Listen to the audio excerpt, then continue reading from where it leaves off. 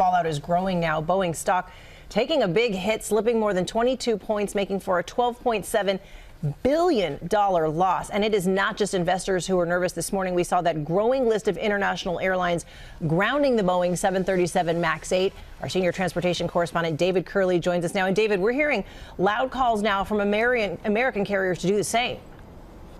Yes, but they haven't so far. A third of the fleet, though, worldwide is grounded by airlines and countries this morning, while here the FAA is not ordering a grounding. So the American flying public, there are 72 aircraft you could be on today, 3 airlines here flying that aircraft. Singapore and Australia have now ordered that these aircraft not come into their airspace. This is a jet that just a couple of weeks ago was flying 8,500 times a week. The FAA is telling us there is just not evidence at this point to order a grounding. There is no tie between the two recent jets that have crashed. Now, there are similarities between both of these incidents.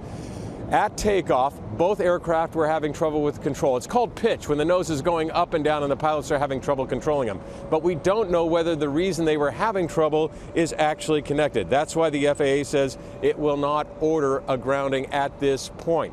Now, Boeing is working on a software fix coming out of that first crash in Indonesia. The FAA says when that fix is ready next month, it will mandate that upgrade be put into the aircraft. Cecilia? Yeah, and David, you said it. I mean, passengers this morning here in this country are going to be boarding those planes, and airlines are already hearing from some of them, people who are concerned about getting on one of these Boeing 737 MAX 8. So can they switch flights without being penalized? It's difficult, and it depends on the airlines. The airlines tell us they're trying to accommodate passengers who might be worried.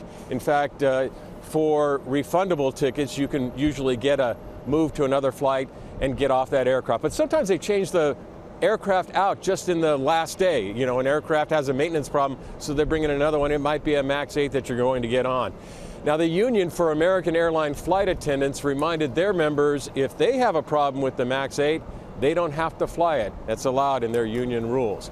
Once again, the black boxes with the Ethiopians have, they've not decided who's going to read them out yet. They've had them now for more than 24 hours. Do they need help? Will it be the British, the French, the Americans?